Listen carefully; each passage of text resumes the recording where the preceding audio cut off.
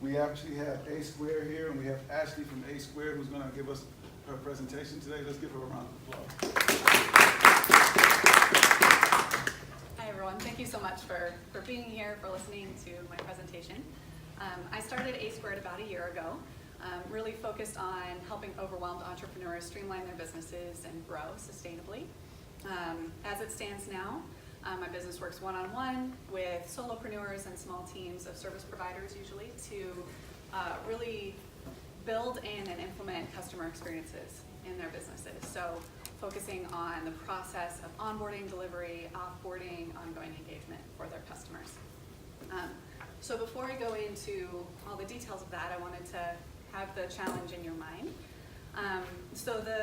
What I've been doing now is very one-on-one delivery focused, and as I'm hitting a year and thinking about what makes sense to grow, I'm kind of trying to balance where I should be focusing. So the thing I'm doing now is really trying to level up my one-on-one delivery, really streamline that, become the expert in that, and start working with slightly larger teams, more established small businesses. But also something I've been thinking about and have had people suggest to me in terms of being able to leverage and scale is think about a mastermind model or a workshop model to provide companies with the tools that they need and the accountability and the guidance to build processes into their own businesses. So I'm trying to figure out how best to focus, whether to do one or both of these things, whether to, reconsider one later, however that might look. So I wanted to start with my why I started A Squared. So there are really three main things that are really important to me in my business and why I started this.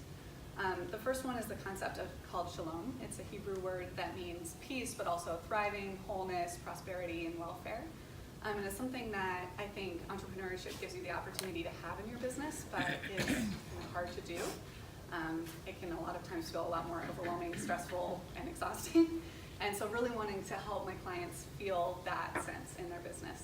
Kind of on a related note, breathing space has been really important to me in helping my clients kind of get some structure in their businesses that enables them to be less overwhelmed, have some things where they're not having to make decisions every single time about things that they're doing on a repeating basis, so that then they can think more strategically about their business, they can step back, they're not stuck in delivery all day, every day. And I really believe that great processes and great structure is a good way to do that. I think of it in kind of the same terms as the frame of a house. So it's not exactly what you want to put on Instagram. It's not the exciting, fun stuff of your business, but it's what keeps your roof from falling down, right? It provides the structure, the stability in your business. And it's something that I don't know people know going in is going to be important until they're juggling 5 different departments on their own shoulders and trying to figure out how to do that. So this is kind of my story of the last year. So when I first started, I was really just helping people run their businesses. I came from operations and corporate. That's what I knew. That's what I was good at. So I was just helping people get things done, helping them run their businesses. One thing I realized as part of that was that for a lot of my clients, delegation was very difficult because they didn't exactly know what needed to happen. They were kind of making those decisions every single time. And so giving pieces of their business to someone else to help them with was really challenging. And they were kind of reinventing the wheel every time they did something. So I started focusing on the process design aspect as something that I felt I could really help people with and was good at. Kind of thinking through the structure of setting up processes, streamlining those, automating them as much as possible in their businesses. And recently I niched down even further to focus on the customer experience process. It's not the most obvious of the processes within a business, but it's something that I think has a really immediate impact. And I also, in trying to kind of niche and focus and become the expert in one thing, really want it to become kind of focused on one area of that. So the benefits of that to my clients are that they save time, they're able to delegate, they don't have to make as many decisions every day because some of those things are already decided and running efficiently without them having to always move them forward. And it also helps the customer because they're getting their expectations up front, they know what to expect, they have confidence that they made the right decision, they're getting more interaction with the brand from the very beginning. So I really believe in a good customer process and a kind of a strong, sustainable business. And as I mentioned, my target market right now is usually small service providers, maybe even micro, kind kind of solopreneurs. My biggest client has 6 people working for her. So kind of coming back to why I'm thinking through next steps for growth, I feel like all of this has kind of, it's given me a lot of progress, but I've been doing it the hard way, right? So I have 14 clients right now.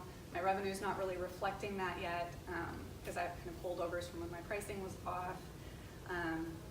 And it's a a lot of work when you're doing kind of individual one-on-one clients over and over again. And another challenge I've found is when you're a very, very small business, you pivot a lot. And you get to pivot a lot. That's kind of part of the joy of being a small business.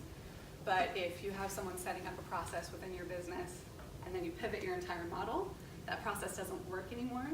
And since they weren't the ones building it, they don't know how to pivot that with their business, and then it kind of becomes useless to them. Another challenge for this market is as my prices go up, as I bring people onto my team, I'm a little bit worried about pricing out of this market.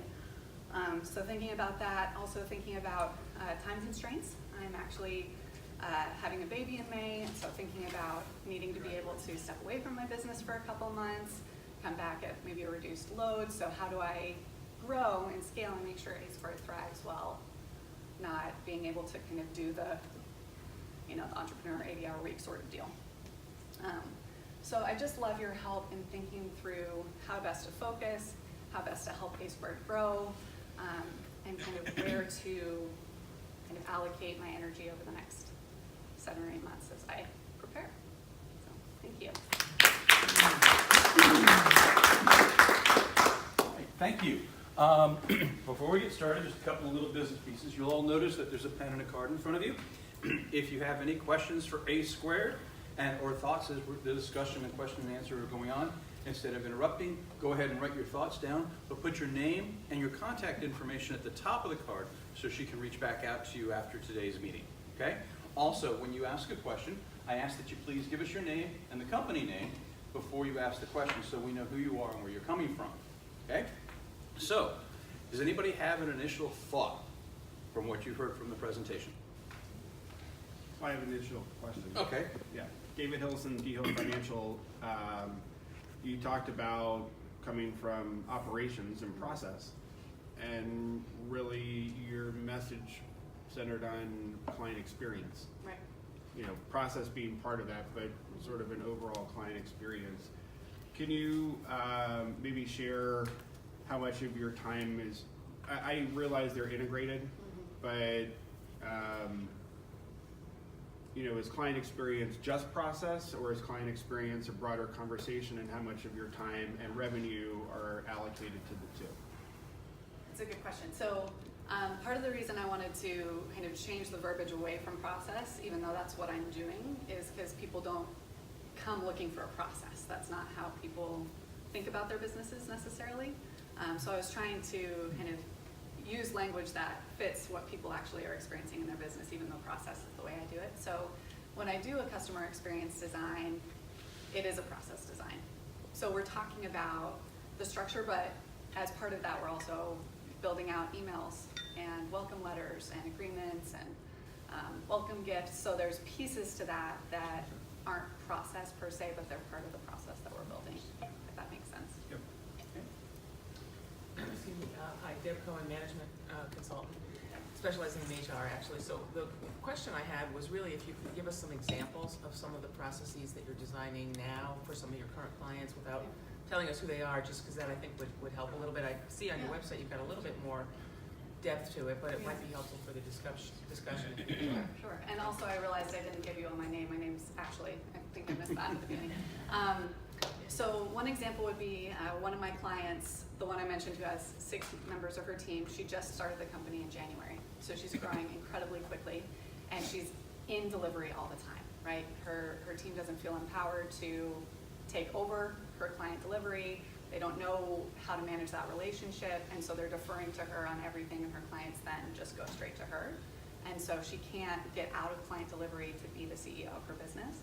And so part of what we did is set up both her customer experience to help set the expectation with the customer that, your account manager is this person, even if you came to the company through the CEO as the main sales lead, this is who you go to with questions, kind of helping set that tone, but then also setting up everything that the team needed to be able to provide that delivery. So we set up a project management tool so that they could then see, okay, it's the 10th, I need to email them with this information, or it's the 12th, I need to get on the phone and call them, so that there's some structure around how the product is delivered to the client. So that would be one example for kind of a bigger team that's dealing with some process things. If it's a straight customer experience design, we're talking about, okay, how do you want to onboard your client? What expectations do you want to set? What gifts would you like to send them? What kind of referral program would you like to have?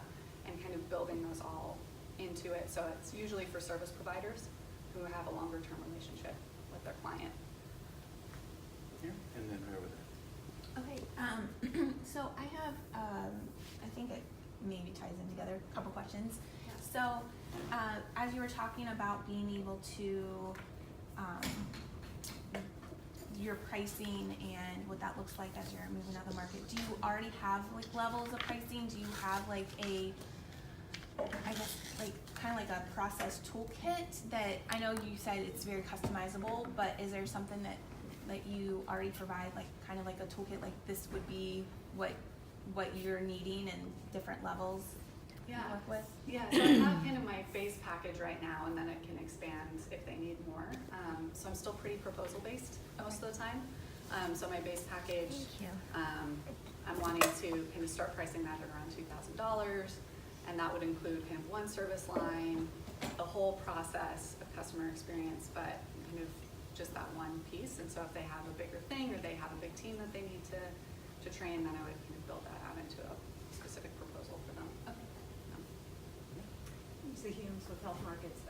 It seems that you would be a good referral source or a good partner with folks who are doing search engine optimization, setting up websites, those kinds of things, to partner with them and maybe give them a small referral bonus or vice versa.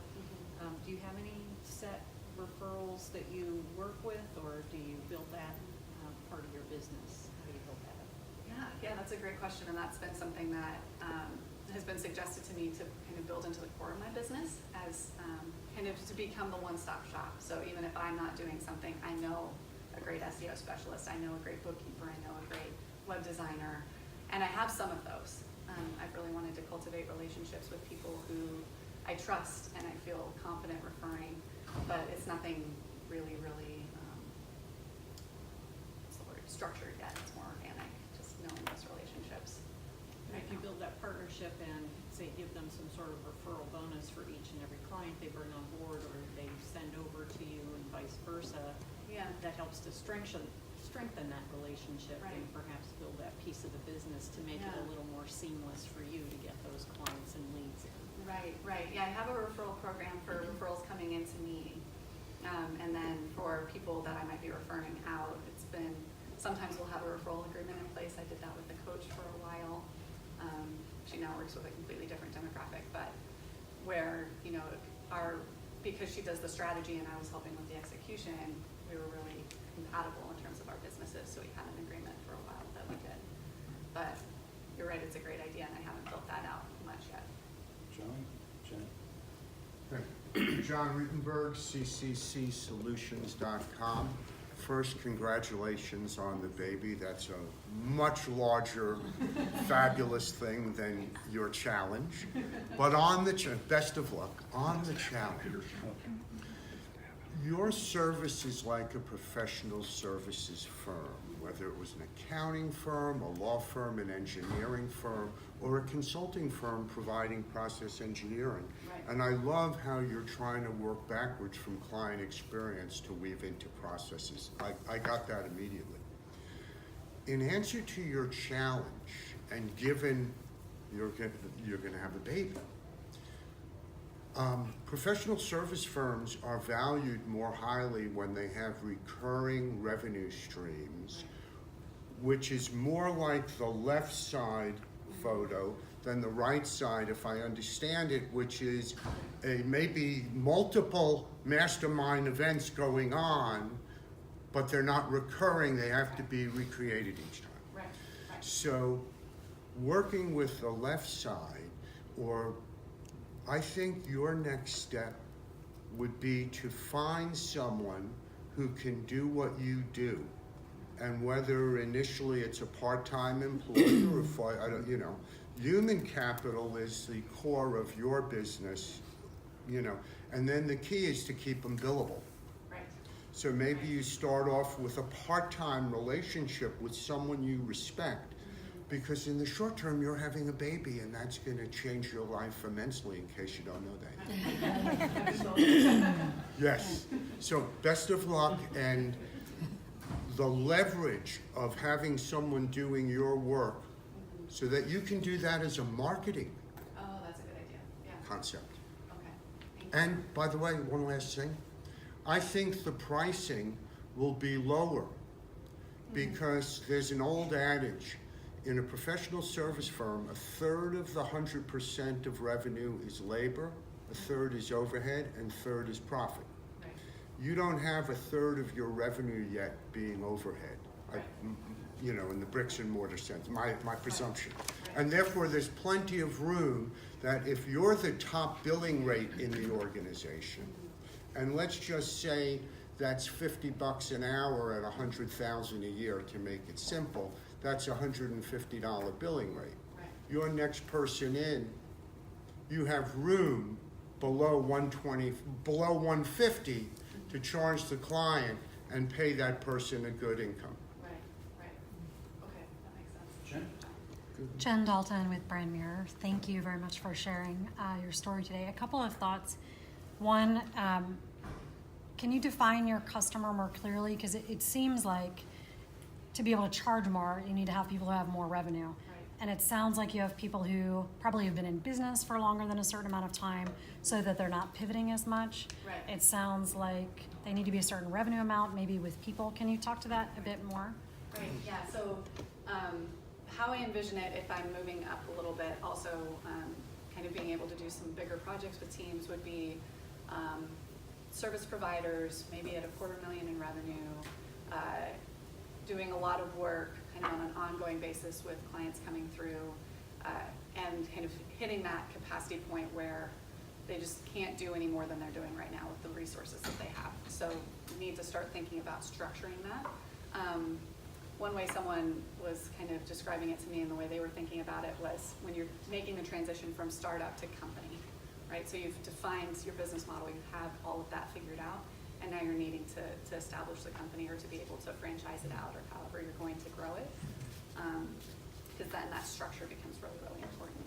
So my other two thoughts, if that's the case, I would look at a retainer approach. Okay. Where you have a 90-day to 6-month to 12-month package. And because your entrepreneurs are already overwhelmed, they're not gonna be able to make changes right away anyways. They Right. have to do quick wins. So even if you had one thing a week, right, and you said, here's your intake form, here's your blah, blah, blah. Because part of it is if you give them all of this and say, make all these changes right away, they don't have the capacity to anyways. Right, right. But if you can do quick wins, that validates a retainer strategy because you'll be on call. And then even once you're done doing the evolution, you can be on call to help them if they need to make tweaks. Right. But I would move to a monthly strategy. I actually think you can charge more, but you have to be very clear on the value you're providing back. Right. From a time saving, from a customer experience standpoint. But that's a thought around the retainer side. Right. I also think on the mastermind, you absolutely could do that and make it repeatable if you had like a 12-week approach. Right. I also think you could you could record it and have it be a webinar solution through like Teachable, which is that Right. really great online course website where you could have some recurring income, because I think you do need some different revenue streams. Right. So those are just a couple thoughts. Thanks, Jen. Dave, and then Krista. So, Dave Morrell, First Steps Ahead, so thank you for coming in again. Thank you for sharing with us. What do you want A Squared to be? What's your vision? That's a great question.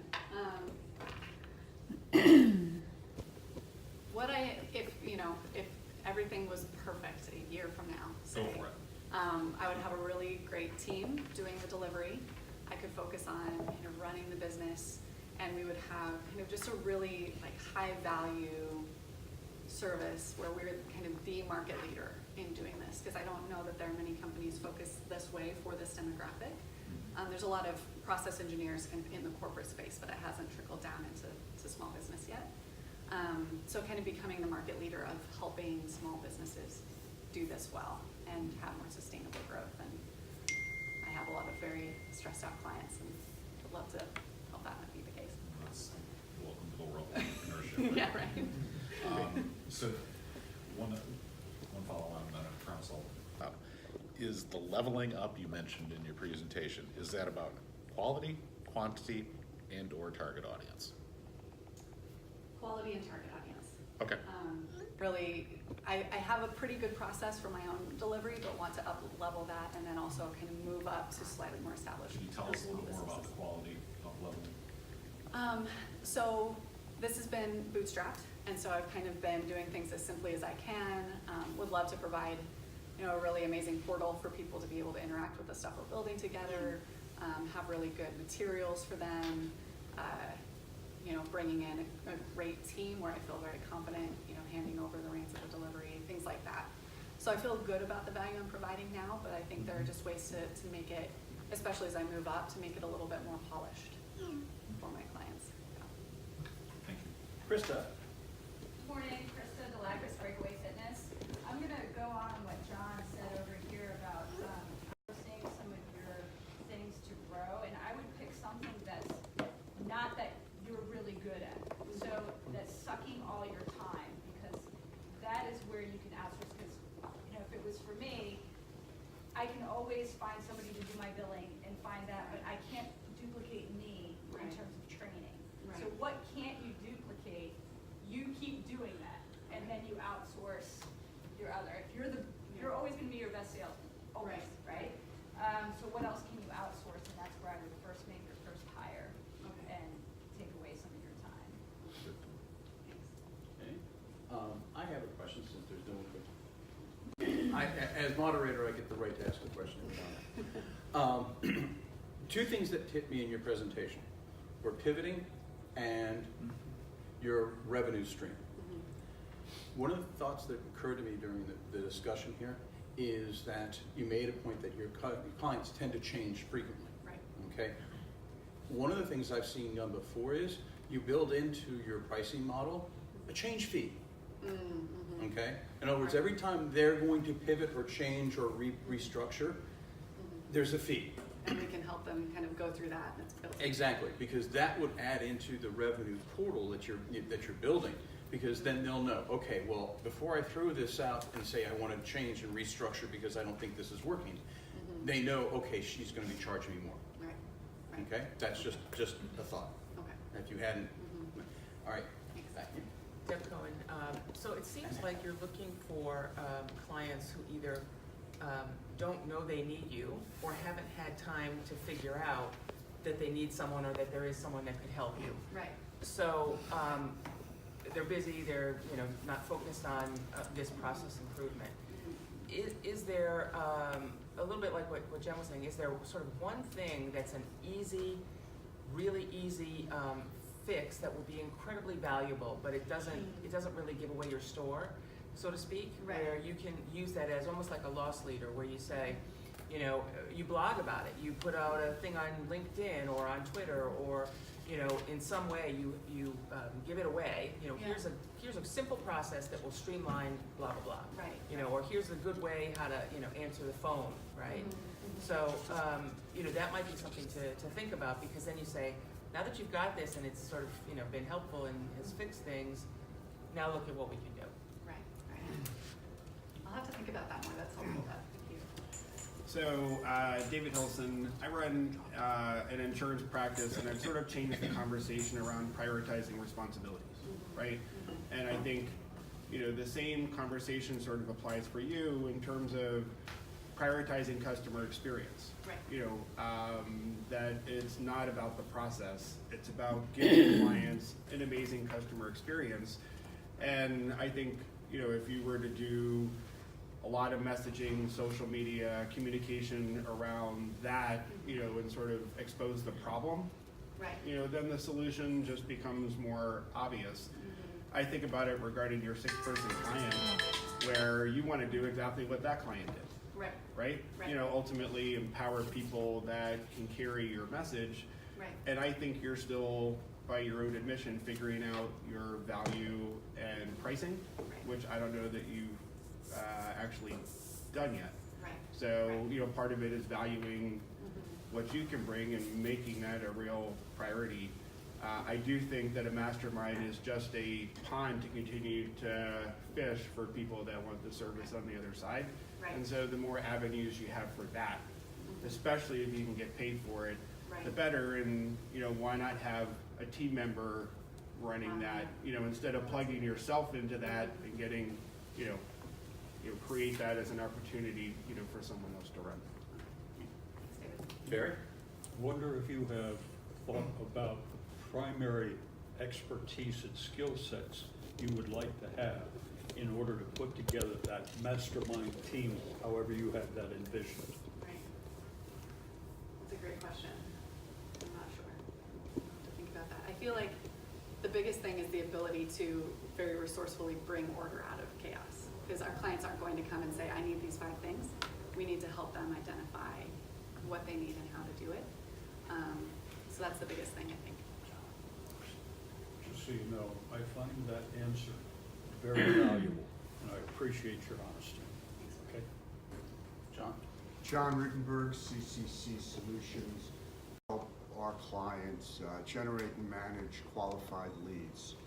And as I think about your challenge, and to build on Jen and Tony's comment, you know, if you are selling a package that's really perhaps an annual service where you're part of the team, you're going to be there in the discussions when the pivot occur, and then the natural service is to adjust the process because you're there already. And whether you get the premium in a charge like that, or by charging $10 more a month, That's included. okay, because you look at the models around the world, you now no longer buy software, you license the use on a monthly or annual basis. It's the rental. And I think that's very, very important. And perhaps adding some tools that produce ongoing revenue like a CRM might. Right. And so that's something we could talk about, but absolutely. Krista? Actually, it's gonna be redundant. It's been said, sorry. Now I get it, call it 5 times. Okay, Rick. Oh, so I think that when you're looking at your due date, I guess what scares you the most about leaving your business and not being able to be there, 100% full time, Right. and deciding, like prioritizing what that fear, I guess, would be. And then I think that might be able to help you understand where your next step goes. So is it building that, is it finding that one crucial person? Is it, bringing in the retainer and those clients so that when you are out, like you still have that steady flow. And then I see like the mastermind, that means when you can start creating when you have like the time with the baby and you're kind of making notes and stuff like that, then you can kind of start, those workshops can be add-ons. But yeah, I think just preparing for what your business will look like when you have to take that step back, I think will help prioritize everything. So Thanks. yeah. That's helpful, really helpful. Alan Anderson with Trustwire. My one thought is that, it's a question, and based on what I've been listening to, I'm not really getting it.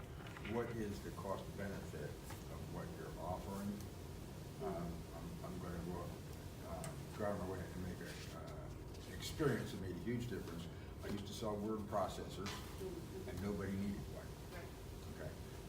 9 months, I starved. But then I finally realized the company wanted me to sell them the benefits of making the secretary more productive. I finally went to the lawyer out of frustration, and the guy said, I don't need it. And I said, if I can show you how to make $100,000 next year, will you give me 5 minutes? Right. Totally changed my business. Right. Because I figured out how to cost justify it so that people could say, okay, this looks like a good idea to me. Right. And that's been one of my challenges in verbiage. I feel like I don't have that down yet in how I message it or how I share the benefit, because a lot of it's more intangible, like saving time, lightening the load, making your team more efficient, which does make you more money, but I haven't been able to cause that direct tie yet in how I message it, so that's helpful. Laura? So I think in having a baby is the most amazing thing. You have 9 months, or you have a baby now? I was confused. 7 months. So Yeah. you have a baby now? No, May. May. So I have a little bit of time, but. Yeah, so thinking that when you have a baby, you have your own business, it's really complicated because we think we can have the baby sleeping and he never sleeps. Right. So I think if you have a few months to find people, as everybody says, to find people, teach people, you may be finding terms, people that is going to go finish college in May or something. So this kind of people, you can train it now because you for sure do not have time for anything. So the recommendation of training people should be very important for you, like 4 or 5 people that can be backupable and do. Thank you. Yeah, Diana Verdaca with the Palm Free Consulting Group. Thank you for all this and the opportunity to participate with you. I had one basic question, and that is, how is your website working for you to translate some of these challenges to opportunities? Right. Because, and not seeing it, it's hard to know what exactly you're doing, but it seems to me that is a big step you could take to let your audience know the value. You had mentioned ago the value you are providing. What is that for them to, and I don't have a sense of what that design looks like. It's not great. I made it myself. So it's something that definitely I think needs a full revamp this website to help explain what I do, why it matters. Yeah, definitely. Yep. That's probably a place to spend time to communicate better so that you are attracting the customers you want in a stronger way. Right. Yeah. Jen? Thanks, Diane. Donnell? Jen Dalton, Brand Mirror. When you look at the clients you've had, are they similar industries, and could you build case studies that are industry specific so you're attracting business there? And since you've already built those processes that are probably pretty portable, would that also be a way to sort of lighten the workload? And it's also easier to go sell that because you can say, well, I've already done it for a law firm or for a digital marketing firm or et cetera. Is there some pattern there that you could leverage? There's some, yeah. I really like the idea of a case study because I move up, it'll change a little, but the industry's more or less the same. I have several copywriting clients, brand strategy, web design, kind of online services usually, because you lose some of that person-to-person contact, so the customer experience process is even more important. So, thanks. So, I don't know if you would be able to do this, but I'm gonna throw it out there, is being able to help out multiple clients at one time by putting on, workshops targeted at, maybe the clients that you're working with now, and saying, okay, on this day, and you have a rhythm of what you do. This day we're gonna do this, and this is the cost per organization, and they can do it at the same time, supporting each other. So you could have groups of workshops that focus on certain things, and you could have it set up in, a different time frame. So you'll go from, workshop 1 to focus on process, workshop 2 to focus on whatever, workshop 3, and you have that listed on a calendar on your website where people can sign up for it at a certain cost. So that will, give you that residual income that you're looking for. Yeah, I really like that idea because I think it's also helpful for people who are just starting to start thinking this way from the beginning, but you don't have the revenue yet or even necessarily the need, but it would give you that resource. Absolutely. Maya Shimon is the Transformation Education Adventure Center. I'm a child care center. I'm also a mom. So having a baby is a big step. I just have a recommendation. Have you thought about training someone to kind of run? I don't know if now is the time to scale up the business. It's more like maintaining what you have and making sure you can continue that process for the next 2-3 years. That's the most important time of a child's life that you can give. That might be a good, and also I myself is thinking about the process for my business as I'm scaling up. Do you give outlines for different industries when you meet clients? Because it's a lot of work to meet each and every person and build something specific for each person. But if you have an outline, you can train your staff.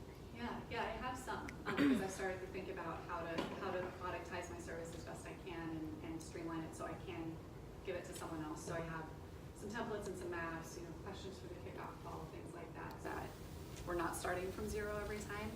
I don't have anything by industry yet, but I like that idea. Okay, we've got a couple for Peg. And then, yeah. Deb calling in. So, a quick question, who's your competition? Have you looked at them? What is your distinguishing sort of factor? And before you answer that, just a quick note, I was an executive with 50 staff, and I went back to work when my son was 6 weeks old. Took him to a meeting when he was 6 weeks old, because I was in a bind, and it works fine, he's 50, he's healthy. Yes, it's hard, but you know what? It's all doable. Yeah, I wanted to sort of come back, I think, to the proposition.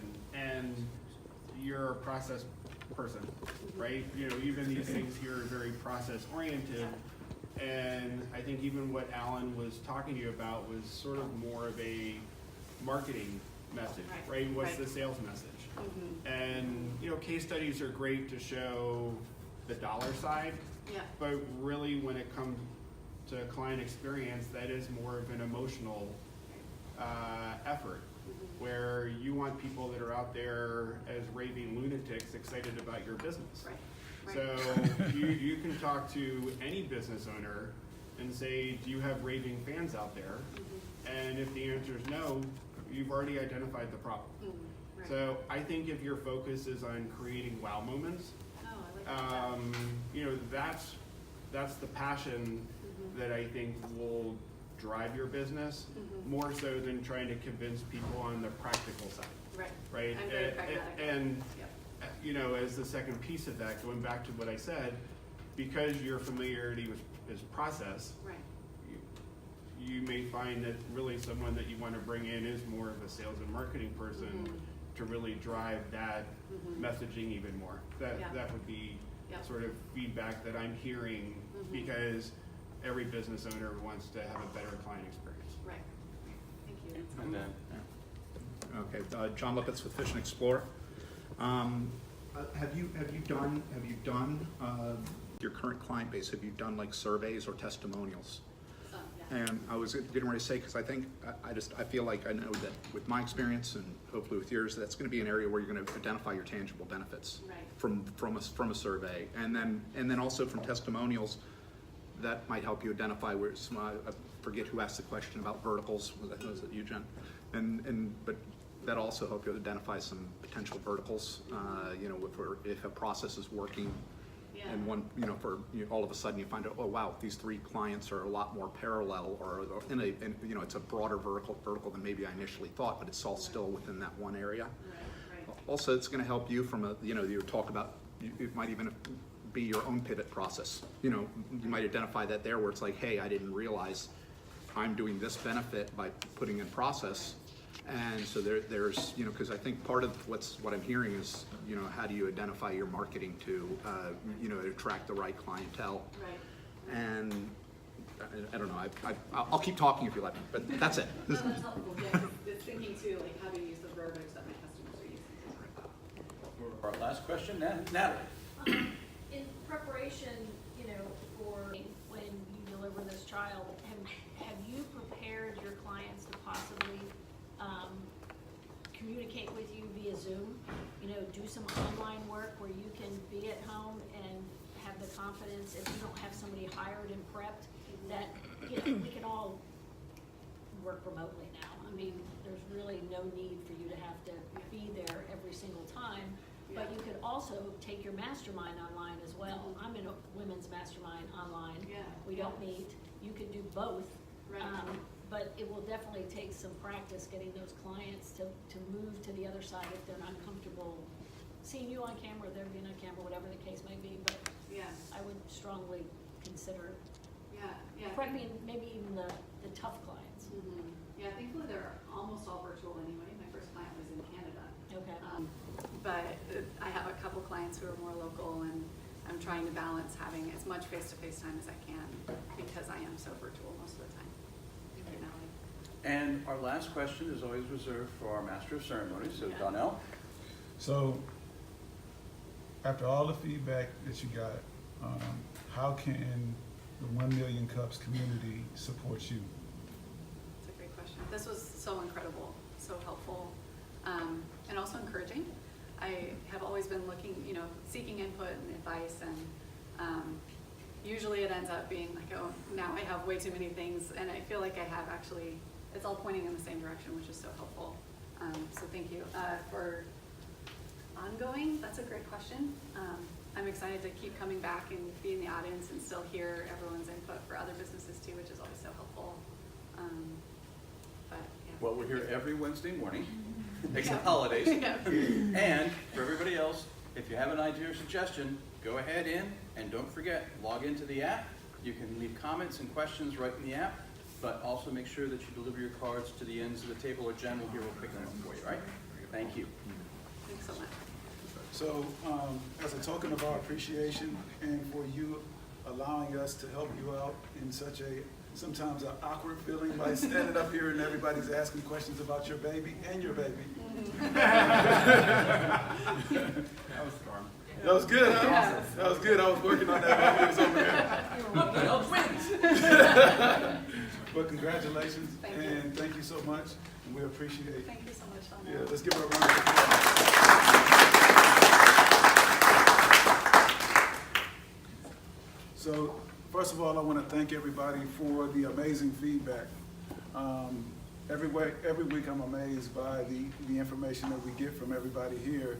I write a lot of stuff down for the other person, and then as I'm writing it down, I'm like, oh my goodness, this could help for my business. A lot of the things that we do in here, even though we have different businesses, we're all on the same journey, moving forward with our business. So look at using the information that you kind of share with everybody else to use for yourself. We want to thank you for coming out. Is there any events that you guys want to share that you may have coming up? I have one today at the Mason Enterprise Center from 12 to 1:30, talking about branding and marketing.